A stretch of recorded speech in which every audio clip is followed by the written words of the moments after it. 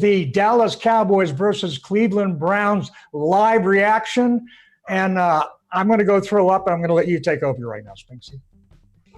Hey guys, thanks for coming on so we can talk about how bad the Cowboys were today. I sit here in my Leighton Vander Esch jersey because we need him back. We need some kind of defense. Are you got a drinking game going on over there, Van? Oh, yeah. Well, the bet was I had to take a drink every time the Dallas Cowboys made a bad play. And as you can tell, it was a rough day. It's been a long morning. I can't believe what a exciting game, because the Dallas Cowboys have a ton of talent. And, when they came back there towards the end, 24 points they scored in just a matter of a few minutes. It was an explosion that they did. But then, of course, they shot themselves in the foot at the end, the special teams. Shouldn't have to come to that each week. It seems to be every single week we're making these huge comebacks, but it shouldn't have to come to that. Like, we've got a good enough team that we should be in front for most of the game. But we played some ordinary teams. I think the only team that we shouldn't have beaten is probably been the Seahawks, and every other team we should have won. So we should technically be 3-1, but we're 1-3. And it just seems like we're scoring enough points every single week, but our defense is just horrible. Dak threw for over 500 yards again, something like 1,650 yards in 4 games this year. Pay the man. Well, Nate and I were wrong. We thought 35 points should be enough to win it. I said maybe it'll take 40. No, it would have taken 50 points to beat them today. But here's what I want to ask you about real quick, okay? Some of Dallas's highest played players, okay? Dak Prescott has been hitting guys in both hands with the ball and turning the ball over and holding the ball too long. That's not just my opinion. I'm watching some of the NFL player feeds, and a lot of defensive backs are going like, Prescott, what are you holding the ball that long for? And I agree. You see it coming. You have to throw that ball away, either throw it deep or throw it out of bounds. Then you got Zeke. Poor ball security, another week in a row. And then the play calling with Zeke. How many times are they going to keep running those screens? They did better this week, but, the Browns scouted them. They knew they were coming. And then on defense, Jalen Smith. My goodness. The year before, Jalen Smith was excelling at weak side linebacker. LVE was excelling at middle linebacker. Mike Nolan, who is a very average defensive coach, okay, his defenses end up in the middle. He thought it was going to be a good idea to swap those two guys. How's that working out for us, Spinks? It's not at all, mate.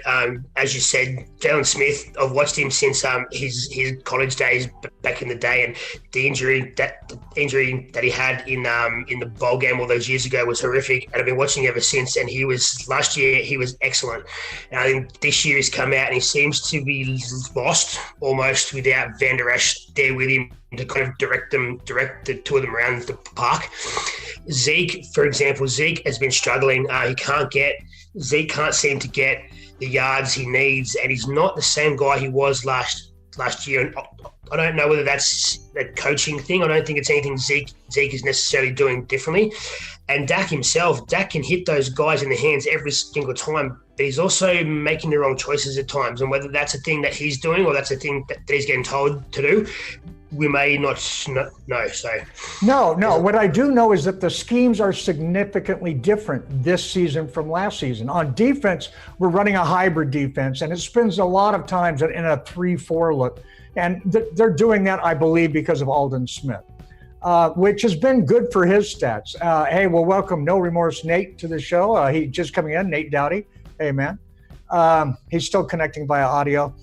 But the other thing is, on the offensive side of the ball, Zeke is not running behind a fullback.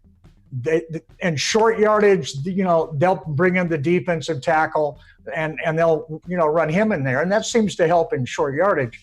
But the rest of the time, he's not running with the fullback, and I don't think it's working out well. Zeke has not looked good. No, he certainly hasn't, and even offensively, we can score the points. We're showing that every single week. They put up another 39, I think, today, and they're scoring points every week. I think we've scored.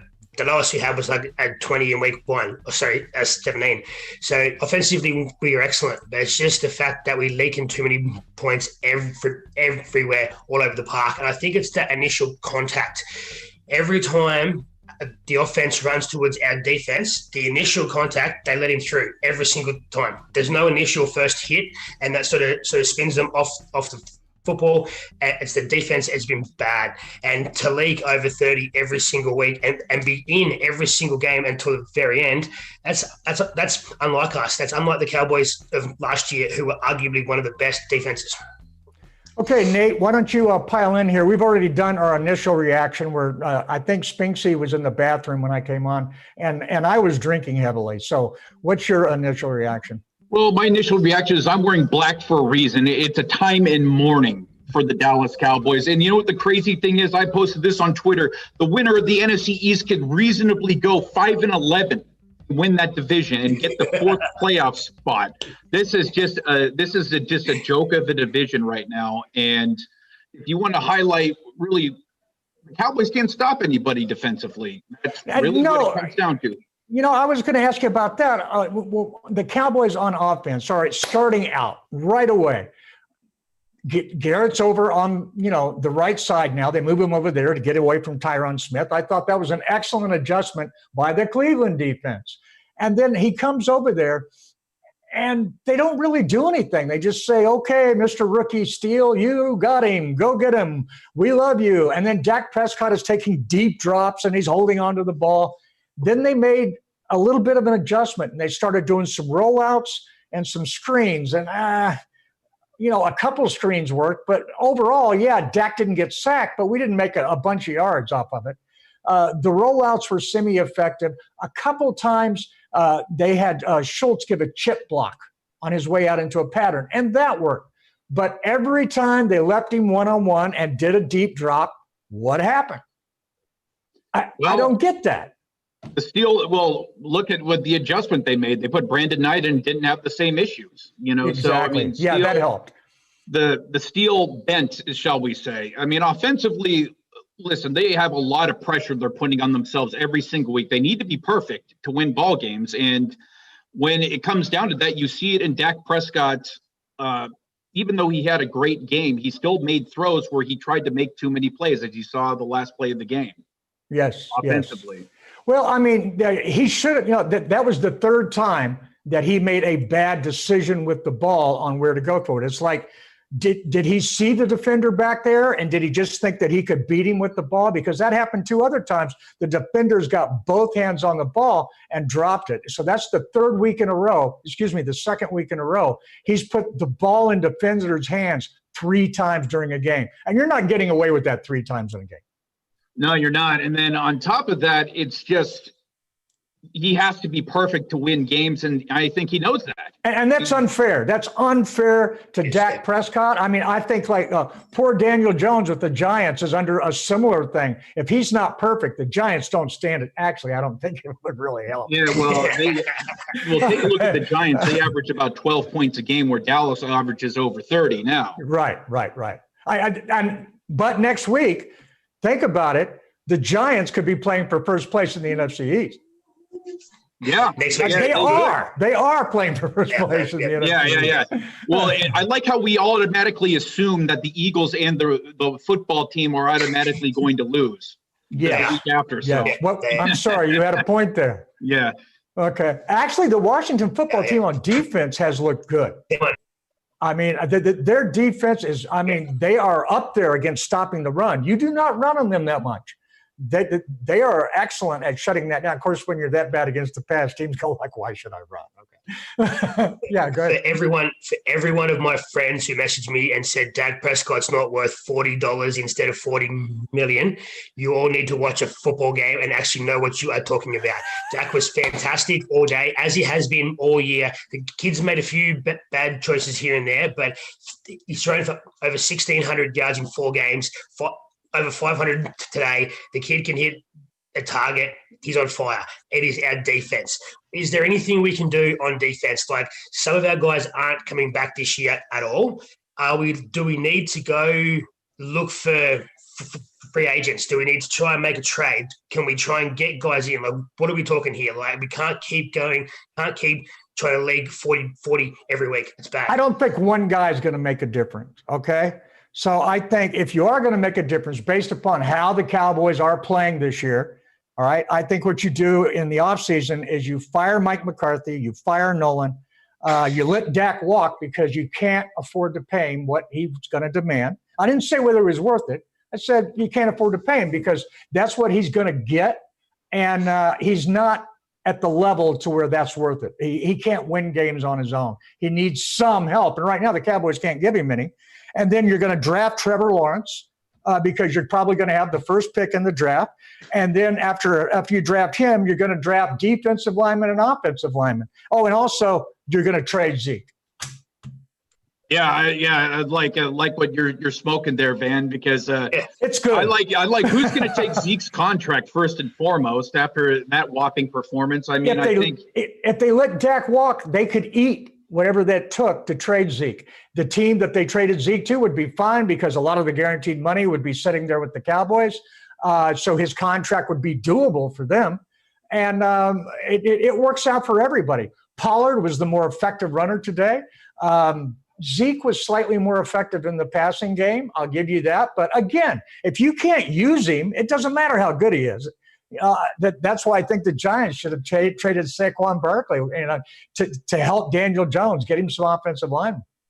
Yeah, unfortunately, the smart teams know to avoid paying running backs, but unfortunately, someone isn't very smart in the front office for Dallas. I think we were talking about Leatherface Jones. All right, well, this is a quick reaction. All right, we've given all a reaction. I was tempted to just scream. Yeah, thank you. The silent scream. Yeah.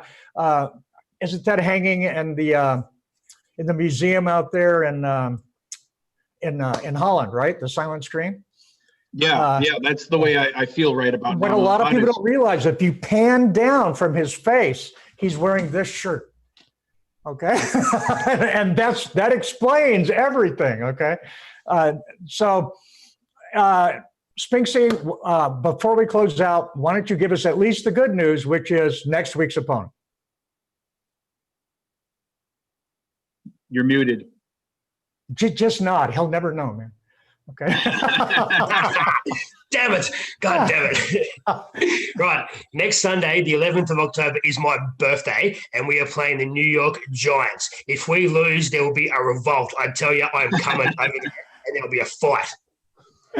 All right. Folks, that's it. That's all we got for right here. Thank you so much for @NoRemorseSports. That's what you can find Nate Dowdy on Twitter. And you can find Spinksy on Twitter @SpinksyCFB. And hey, reach out to him, especially if you got some smack to talk about Dak Prescott, because I want to see that conversation. All right, you can follow me @Steven Vanover on Twitter. And thank you so much for subscribing. Hit that thing down there. Slap that notify bell like you mean something, like you're a Cowboy fan, like you want to slap something right now.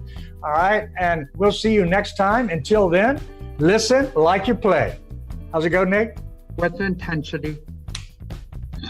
Thanks, everybody. Bye. Go Cowboys.